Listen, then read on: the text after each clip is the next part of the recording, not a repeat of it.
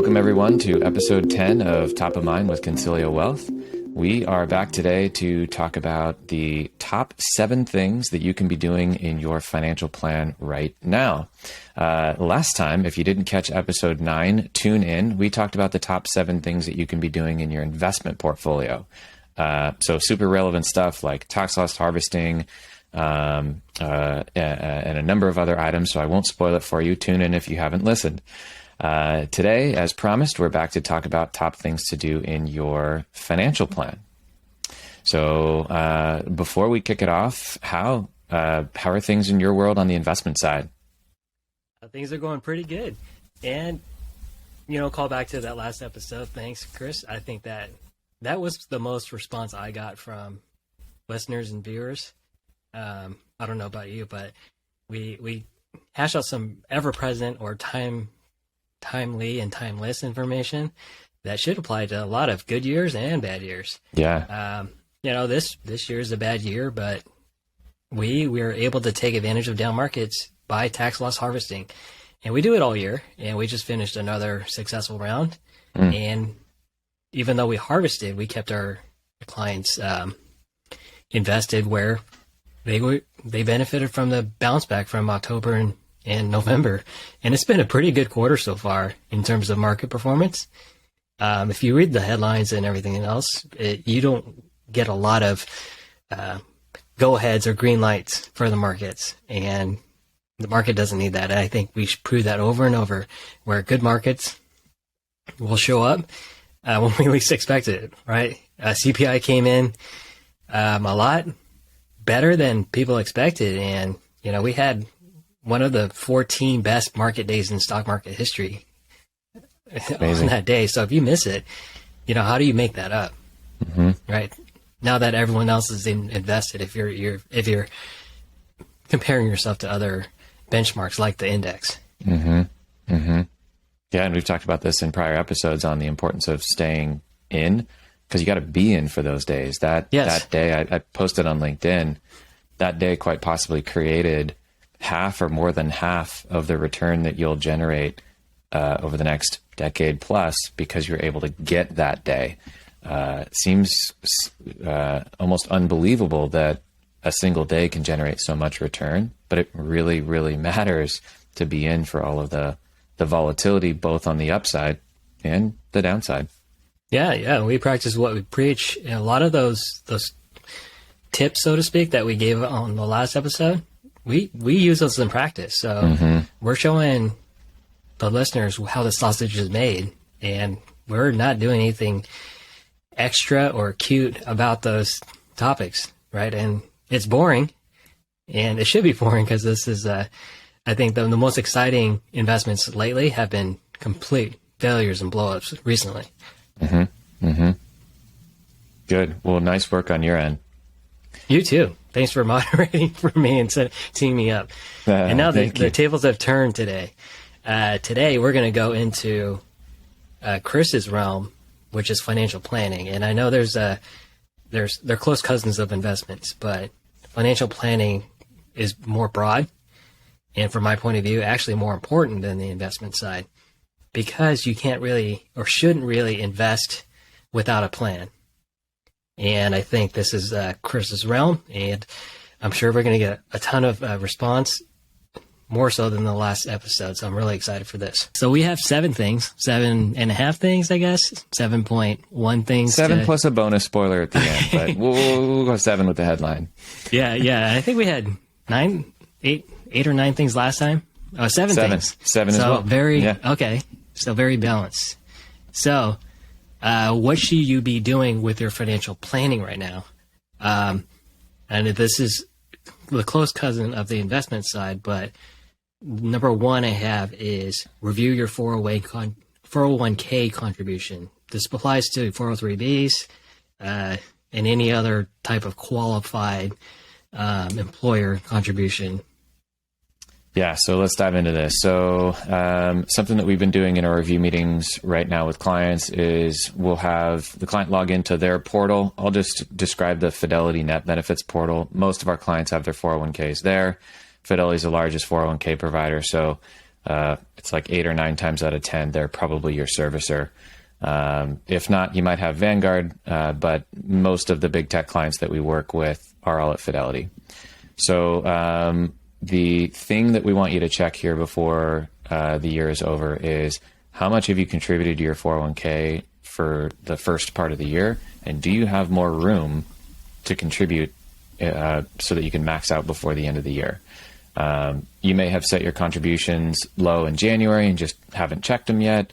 You may have already maxed out if, say, you're at Microsoft and your cash bonus came through in September and that kicked in and fully maxed out your plan. But it's just something that we want you to check out now. This is particularly a good year to look at that, because if there's any room in your 401k, even if it's $1,000 or less, or even a little bit more, we love buying the market when it's lower than it was. Besides buying low, what's the benefit to taxes or whatever by maxing out their 401ks? Yeah, so there's two ways broadly to fund a 401k. You can fund a 401k on a pre-tax basis or on a Roth basis. Pre-tax basis, if you're under the age of, or if you're 49 or under, you can put in this year $20,500 to the pre-tax or the Roth side. You can split that. So you might do, 10 and 10,500 or whatever split you want to make, but the 20,500 goes into one of those buckets. Pre-tax deducts directly off the top of your income. Roth is not deductible, but then grows totally tax-free. Pre-tax, as it grows, when you later take it out in retirement, you'll then pay tax on those distributions. So a couple of added benefits there, or added things are, if you anticipate a lower tax year this year, might actually be a good idea to shift over to Roth. I'll relate to this a little bit later when we talk about company stock, but many of our clients have a lot of their compensation by way of their stock. And it's no secret that big tech is well off their highs this year. So if you're looking at a potentially a 6-figure drop in your income this year, you might actually consider taking advantage of that and going towards your Roth 401k. Why? A year that you're in a lower tax bracket, after-tax dollars are cheaper because you're paying less tax on every single dollar you earn. So it's a little bit of arbitrage on, hey, if I'm on a lower tax year and I can get it into an account that grows totally tax-free forever and buy in at a 15 or 20% discount on the market, that's a double whammy. That's a win-win. And what about how would you respond, Chris, about someone that says, well, I don't know what my tax rate's going to be when I'm older and retired, and there's no guarantee I'm going to be in the higher tax bracket than I am today. How do you respond to that? Yeah, this is a little bit of the financial planning, sort of the dance or the art that we try to look at in our planning tools. Taxes are uncertain. It is relatively certain that if you have a very high income today and you don't consume a lot of it, it's relatively certain that in retirement you will be spending in a lower tax bracket than you are earning today. So there's an element of, hey, I should go pre-tax today to get myself a deduction in, say, the 37% highest tax bracket, because there's no way I'm going to be spending in that tax bracket later. Because remember, in retirement, you're only taxed on what you take out of your accounts. So it's going to be Social Security, 401k withdrawals, maybe capital gains. However, if you have a good runway between now and retirement, so you're younger, Roth could still make good sense because of the years of compounding. One of the downsides to a pre-tax 401k is when you put $1 in a pre-tax 401k, you also have a little backpack on that dollar, which is the IRS. And that dollar grows and compounds, and the market does its thing. And then when you take out that dollar, which is maybe in retirement worth $2 or $4 or $8 of the first dollar that you put in, every single penny is taxed on the way out. On the planning side, we strive to have a bit of both. We believe in tax diversification so that you can be in control on these kind of hypothetical spigots, if you will. Hey, I want to take this amount of money out of my pre-tax account, this amount of money out of my Roth, this amount in capital gains. Something that we like to think about well in advance is your Medicare Premiums are actually dictated based on how much income you show in retirement. And if we can keep you below the initial phase out limit, which is roughly $200,000 of taxable income, you won't pay Medicare surcharges. So if you are essentially backed up against an IRS wall and all of your money is in a pre-tax account, and in that year you needed a new car, a new roof, and one of your kids got married and you decided to gift them some money, and you had a big withdrawal out of your 401k or IRA, you're going to show a lot of taxable income that year. And so again, if you have tax diversification, we can say, all right, I'm only going to take this amount of money out of my 401k IRA, and then I'm going to take the rest out of my Roth, because that's tax-free. You show less taxable income. You have sort of the trickle-down effect of the benefits of that. Yeah, I'm stealing this phrase from someone. I can't remember who it is, who said it. I'd rather be taxed on the seeds than be taxed. Yeah, than taxed on the harvest. Yeah, and the longer the seeds grow, the bigger the harvest should be. Mm-hmm. So, but again, we always talk about invest as if we don't know. Chris is saying the same thing about where you place your money in which vehicles, because you don't know. None of us know.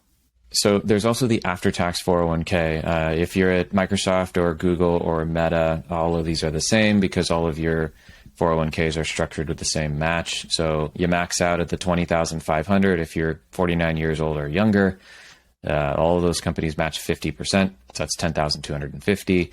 And then you have the after-tax 401k bucket, which is an additional $30,250 that you can get in. The grand total of all of that is $61,000. That's the actual total amount of money that can go into a 401k. So that after-tax piece is something that you want to audit during this time. Maybe you fully maxed out your pre-tax. Say you're at Microsoft, your bonus hit, you maxed it out, but you might still have a good amount of room in that after-tax benefit. And if you can crank up your contributions to 50% of pay for the next few paychecks, you might have the opportunity to max out the plan before the year end. How do you do this? Go into Fidelity Net Benefits, find statements on your 401k, and run a year-to-date statement. This is the easiest way to do it. Scroll down. You'll find under your contribution summary, you're going to see pre-tax, Roth, after-tax, company match. And if you see the numbers that I said earlier, so $20,500 in pre-tax or Roth, or a combination of the two, $10,250 in match, and then $30,250 in after-tax, you're fully maxed out. You'll be able to see how much room you have left in that account on that statement, in that piece of that account, whether it's pre-tax or after-tax. If you're over 50, you can add an extra $6,500 to the pre-tax or Roth balance. So that now goes from $20,500 to $27,000. Last place to check, if you want to be double checking all this math should check out, you can simply pull up a year-to-date pay stub. Year-to-date pay stub also will show how much went into your 401k as well. So that's the big thing to check to make sure that you're maxed out. Go in and adjust your contributions. Set a reminder if you cranked it to like 50% to make a change in January so that you don't get surprised with that first check in January. What about if your company doesn't offer a Roth 401k option? What are the limitations of going through a Roth contribution outside of that?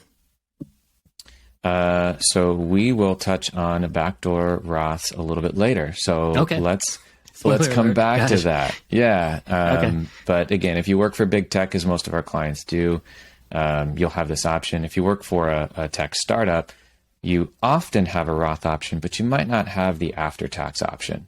And that's beyond the scope of today's discussion on why. But generally, most 401ks these days do, in fact, have the pre and the Roth option. All right. Well, sorry for the spoiler, everyone. Oh, I love it. That's great. All right. We got good stuff coming. That's number 6. So the next one, 529 planning. I know we've had our own personal discussions about this, but this is a nice broad topic for school funding, especially with news in, student loan forgiveness. Doesn't look like it's going to be a smooth process. So I think planning ahead is going to be important here.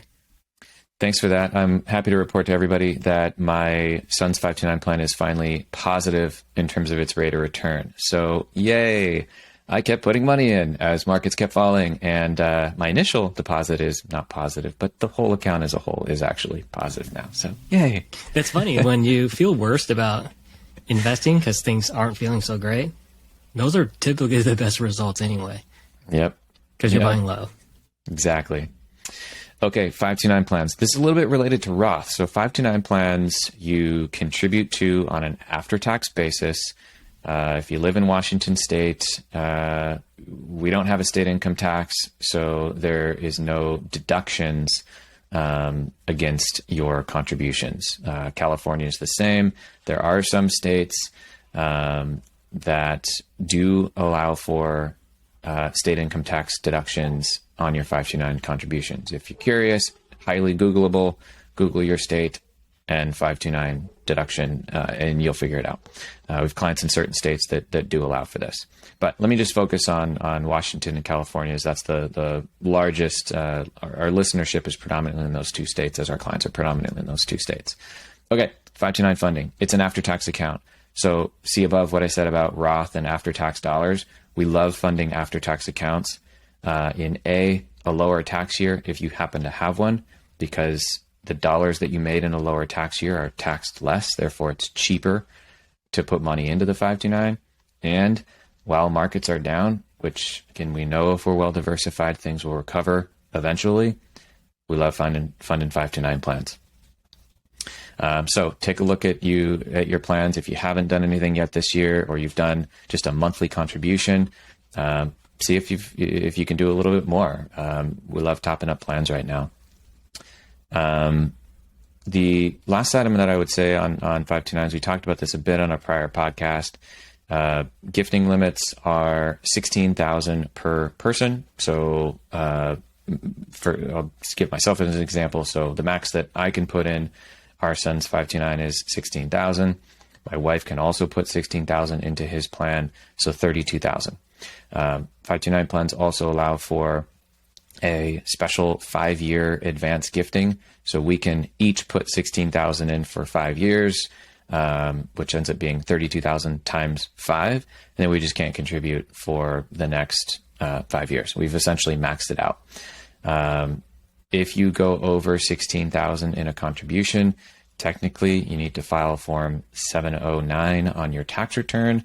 All that's doing is it's saying you're electing to gift split or spread these gifts out over that 5-year period. In the case of 529s, you won't be taxed on these contributions or have to pay any gift tax. It's just in the event of an audit many, many years from now, you're going to want to make sure that you have that form on file to prove to the IRS that you did the right thing. Well, what if your son, he's less than a year old at this point. What if your son says, "Dad, I'm 16 years old. I could create my own business. I don't need college for this." Mm-hmm. What are you going to do with that? Yeah. So if there's extra money in a 529, whether it's a few years of college and extra money or unused or not attending at all, you can use up to $10,000 per year for K through 12 school. So let's say that your child is in a private school. You can use up to $10,000 a year to pay for that. If you're curious on what other services and things you can use that $10,000 for, just again, throw it into Google, and there's a list of things.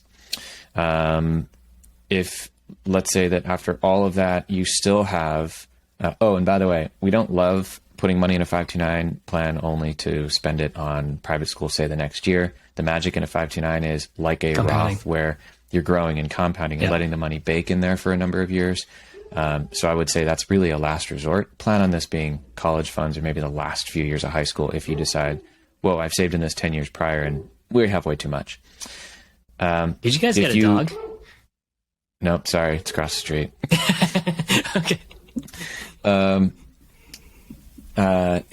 If you have extra money in the 529 plan, you can take it out. You will pay a penalty on it. So you'll pay a 10% penalty on the gains plus taxes on the gains. On the gains, not the contributions. That's correct. Yep.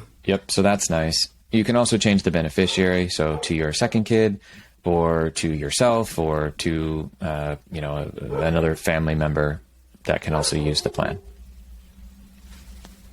All right. So the next topic will be probably, this one hits close to home for a lot of us. Do you own a stock or fund that's done much better than the market this year? I guess the topic should be question, do you own a stock or a fund that's done much worse than the market this year? And maybe you could tackle both. Yeah, so if you own a stock that's done much better than the market this year, or better than your diversified portfolio, the opportunity is potentially to sell high and reinvest low. That's a good thing. So, there's a number of stocks that have done better than the market. Maybe you happen to work for one of those companies. Awesome. And so simply it's an opportunity to diversify. I know that what you're thinking, why would I sell the thing that's done well, the only thing that's done well in my portfolio, and go buy something that hasn't done well? Yeah. But think about it from a financial planning standpoint, a logic standpoint, and likely that's just an opportunity for almost arbitrage on selling high and buying low. If you own a stock that's done worse than the market this year, we talked about this a little bit last time, so tune back into episode 9 on, hey, if you have some losers in your portfolio that you're like, yes, this thing's not coming back, maybe it's an opportunity to sell it, take the loss, reinvest in a diversified way, which in our view has a high probability of returning with the rest of the market. It's a good opportunity to just lock in the loss. And again, see you in episode 9, tax loss harvesting. Yeah, and we also don't recommend more than 10% concentration. I know sometimes you can't help it with like the vesting schedule because you're going to be tied to it for, let's say, 5 years, and it's building the whole time. That all falls back on having a proper plan too. Exactly. Yeah. All of that is the answers to that is derived from your financial plan. If you have more than 10% of a concentrated asset, can your plan take that? And we constantly run that for clients, and we actually would run these stress test scenarios for what if your concentrated position goes down by half or goes away completely. We call this the excess model as one of our screens in the excess model, which is something that we've developed over the years. I love that. And we never really thought that it would do it. And I think when we were running this, a year ago, people were like, it'll never do that. And here we are. These stocks are down 50% or more. So it's good that we've modeled and stress test the financial plan for that, because I think it brings logic to an otherwise emotional thing. You work for a company you love and you get a lot of their stock. Yeah. All right. Well, thank you. And our next topic is one of my favorite investment vehicles. That's the HSA, the Health Savings Account. And have you maxed yours out for 2022?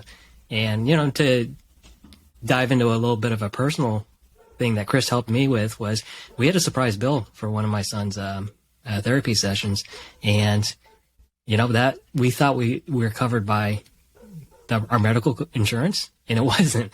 So now we had a surprise bill that we have to take care of, and Chris helped us walk through that. And again, that going forward, I think HSA is going to be one of my favorite approaches to saving money.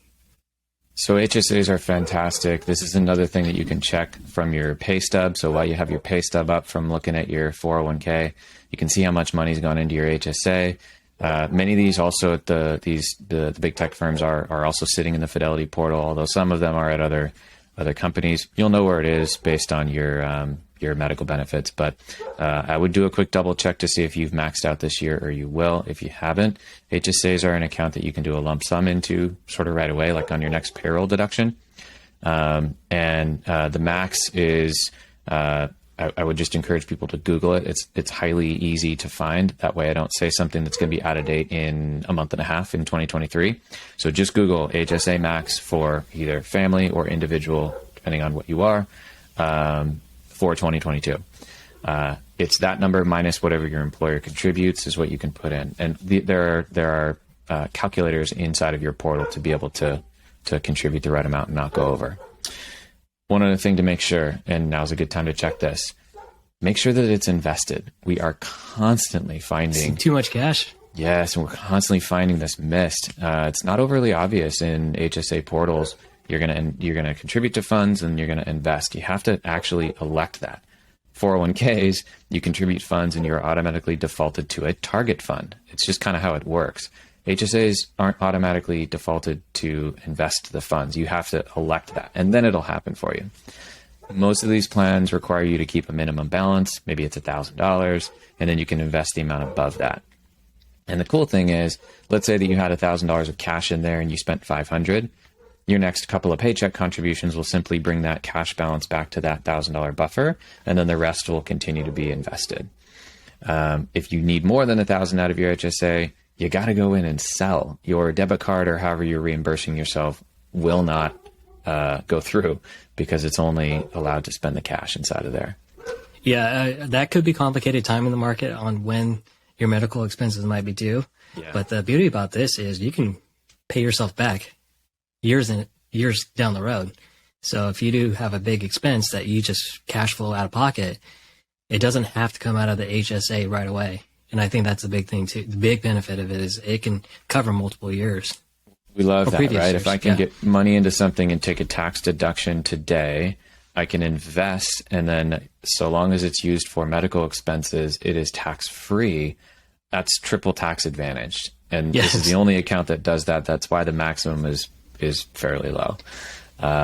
And so take advantage of that. And to Hao's point, if you have reasonable medical expenses throughout the year, our general recommendation is don't use your HSA, pay cash. Let it grow. Let the HSA funds compound and grow. Just like Roth, if I can pay myself back later, which by the way, you can do. Let's say you had a $5,000 medical bill in 2022, you paid cash for it. You can pay yourself back in 2025 or 2026, refunding the funds back out of your HSA in this year. So I think that neighbor's dog doesn't like what you're saying, but I do. Yeah, we'll see if we can get this edited out, because this is hopefully this doesn't ruin our entire recording and we have to do this again. All right. So Roth conversions, I know I spoiled it, but these next two topics, Roth conversions and backdoor Roth contributions, and we'll spend quite a bit of time with this because it's been pretty valuable for our clients. Yeah, absolutely. Okay, so Roth conversions, if you have a pre-tax IRA, so this probably started, you had an old 401k from a prior employer, you rolled it over to an IRA. You can do what's called a Roth conversion. A Roth conversion says, I want to move this money that I previously deducted in my IRA over to Roth. And when you do that, you will be taxed on the converted amount. So I want to be very clear. Any amounts converted will add to your taxable income in the year you convert it. You're not required to convert an entire account. You can convert a partial of an account and do this over multiple years. Example, you have $100,000 in an IRA. You don't have to convert all 100,000. You could convert 10 or 20 or 50. Why is this valuable? Two things that come to mind in 2022. Number one, you might be heavily compensated in stock. Again, see above, you might have a lower taxable income this year. What we like to run for clients is we look at your tax brackets and we see if you have room left in your next highest tax bracket. And let's say that you have $35,000 of room between right now and when you're going to bump up to the next tax bracket. Well, maybe it's a decent idea to convert $35,000 of your IRA to Roth, because you can pay a lower tax on that conversion this year, assuming that next year you make more money or you make what you made the prior year. Second benefit, markets are off. So take a look at your IRA balance if you want to feel good about this. Turning a negative into a positive, glass half full. Take a look at your IRA balance on January 1st of this year and take a look at it now. And it's probably lower now. And just focus on the amount that you could convert today that would be at a discount, right? The balance today, let's say you had 100,000 in the account Jan 1, you probably have 80, maybe 85,000 in the account today. So if we convert the 85,000 today, you're only paying tax on the converted amount. So again, a double whammy benefit of if markets are down, we can convert at a discount, get all those shares over to Roth, things recover all tax-free.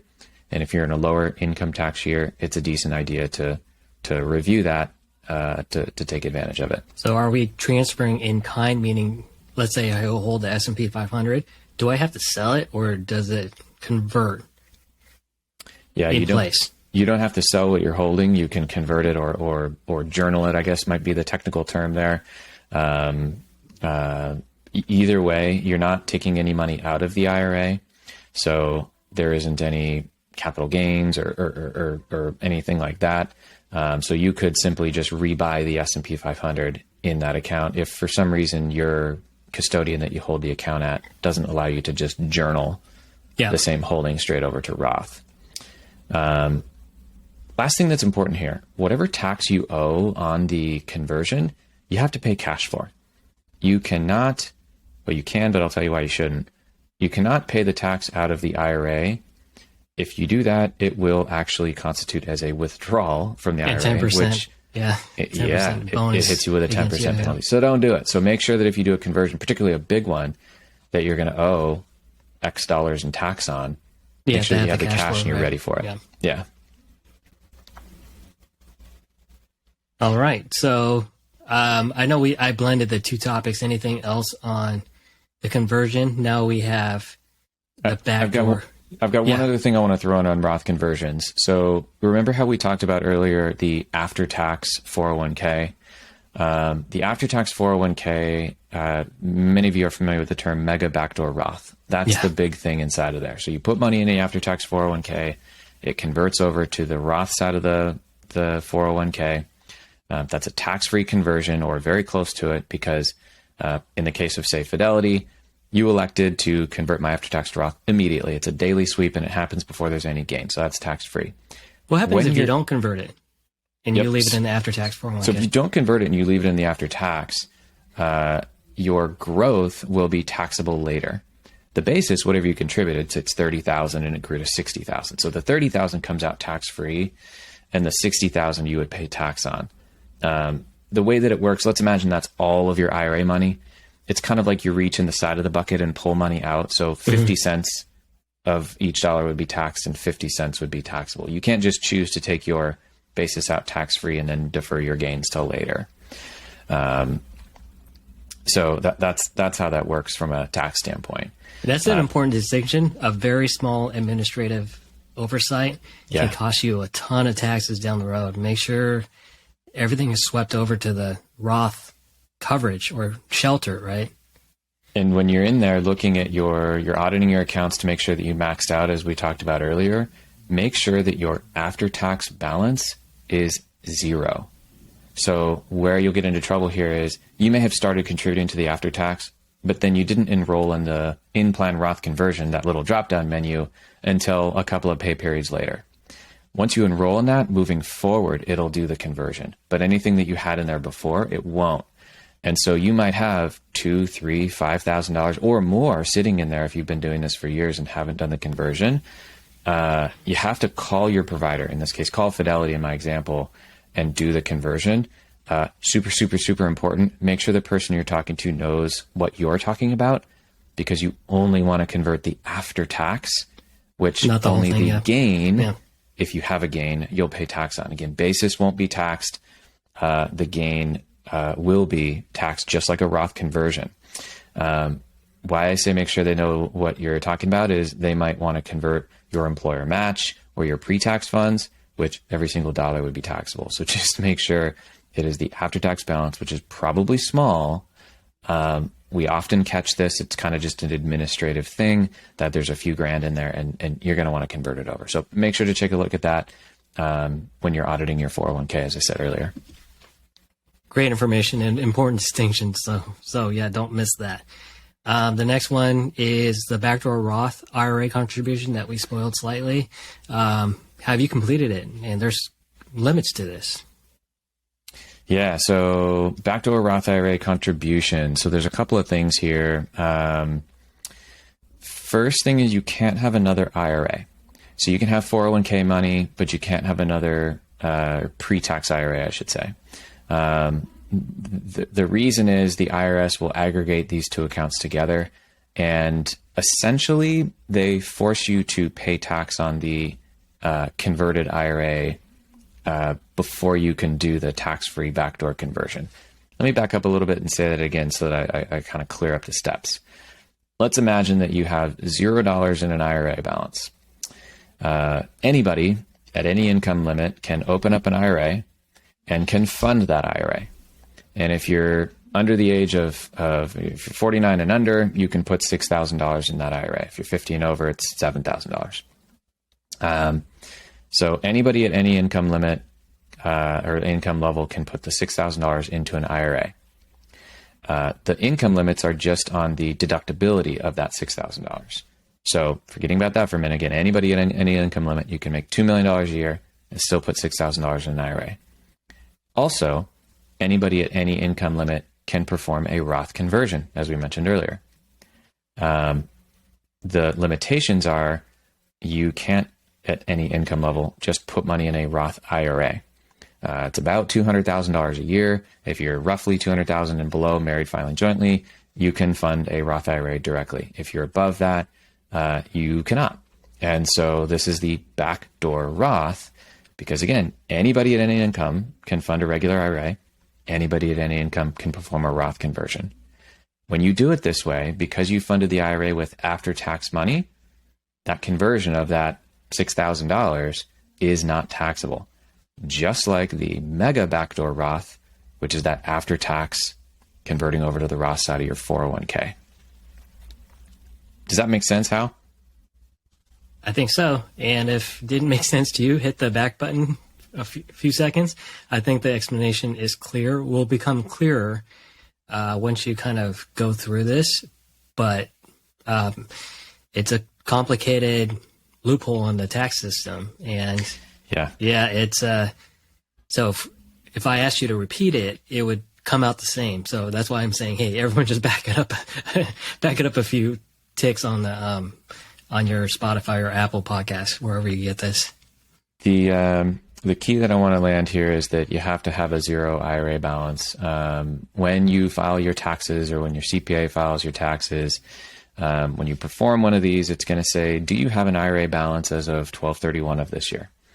And if you say yes, the IRS comes up with a percentage, and they essentially, again, require you to pay tax on the conversion first. So I just want to be clear, this works best when there's no IRA balance, because there's no tax on it. It's very simple.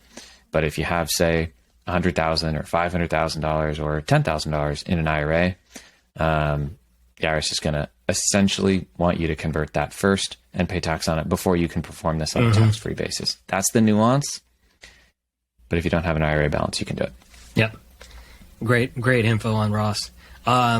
Next topic. Do you have options in your company? That's ESOPs, RSUs, you name it. And that you should exercise due to a lower taxable income.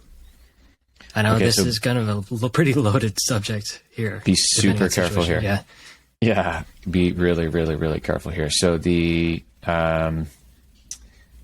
advantage to this, and on Roth, again, we like it when markets are lower. Same see above topic of today. All of these are related to lower markets, maybe lower taxable income. We like doing it. Okay. Options. Be super careful here. The benefit of exercising an option when the fair market value of your company is lower is that you'll have less taxable income. So let me give you an example. Let's say that the strike price on your company options, the strike price is the price you can purchase the stock at, is $5 a share. And let's say that at the beginning of the year, your company was trading at $35 a share. So if you exercised your options then, you would have taxable income of $30 a share, so between the $5 strike or purchase price and the fair market value, times however many shares you exercise. It could get very expensive very quickly, adding a lot of income, which is a lot of extra tax that you have to pay. Let's say that today your stock has fallen to 15. Now when you exercise, you only have $10 of taxable income on each share that you exercise. It's, again, fair market value subtracted by the strike or the purchase price. The reason why I say be very, very careful here is the allure of tax benefits doesn't necessarily mean that your company is going to run right back to 30 or $35 a share. One of the biggest benefits of options is that you're not committed until you're committed. And so an opportunity is you can commit to the stock now and save a bunch of money on taxes. But the issue is once you commit, you own the shares and you've put all the money in to buy it. And that company could just as easily continue to go the wrong direction on you, or worse, go under, which happens. So again, be careful here, but just, consider the risks of doing this and taking on your shares and shelling out the money to buy them. Contrast the potential tax savings with ultimately the risk of the money totally goes away. And I think that goes back to that concept of excess too. So that should always be well thought out and planned. So it's a good point. I was just having a conversation with a client yesterday who is at a startup considering leaving. And so there's some vested shares that are on the table, and we're talking through this same exact topic. And, it doesn't always make sense to buy your options. And you don't have to buy all of them. You can buy a portion of them. There's just risk associated with that.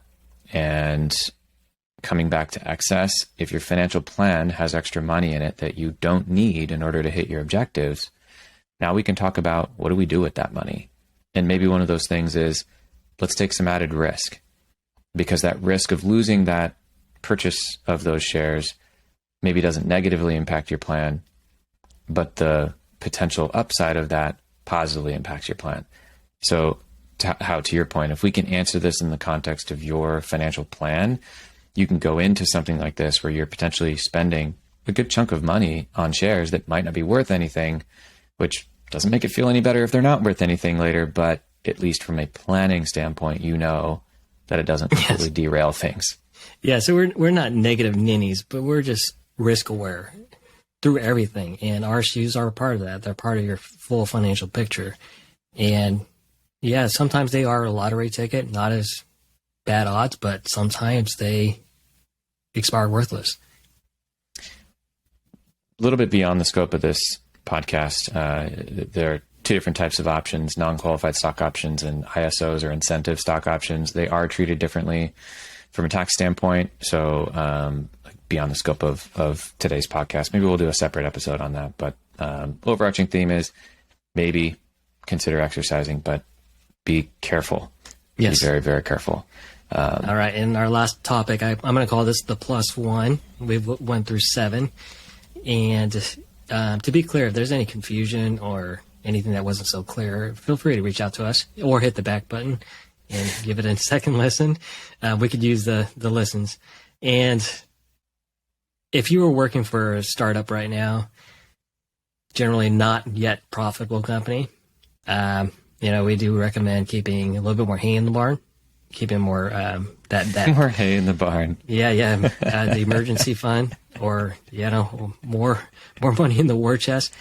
I think that goes for everyone in really any industry, because economically things are going pretty good right now. But I think I can't stress another time that we kind of know of that we're recommending caution in terms of what the Fed's done, how the economy's been slowing, and we are in a downtrend, admittedly, and I think there's a time to be very, very careful, and I think that's one of those times.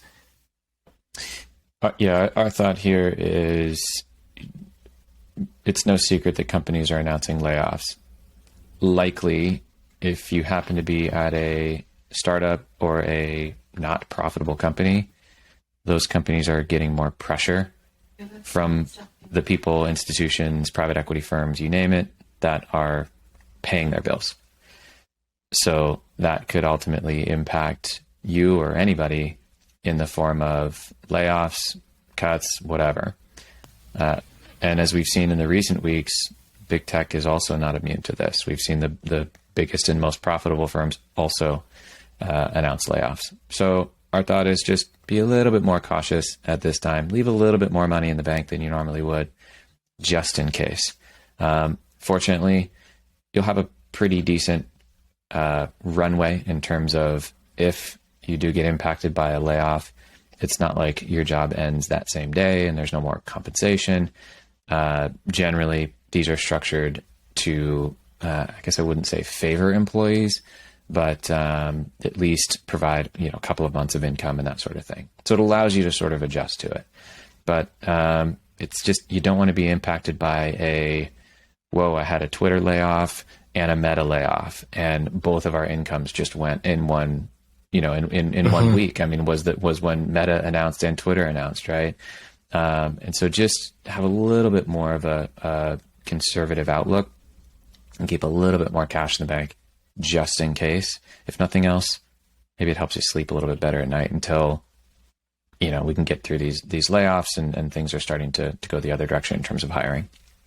Yeah, even Jeff Bezos said if you're thinking about buying a car or a TV or a big purchase, delay that.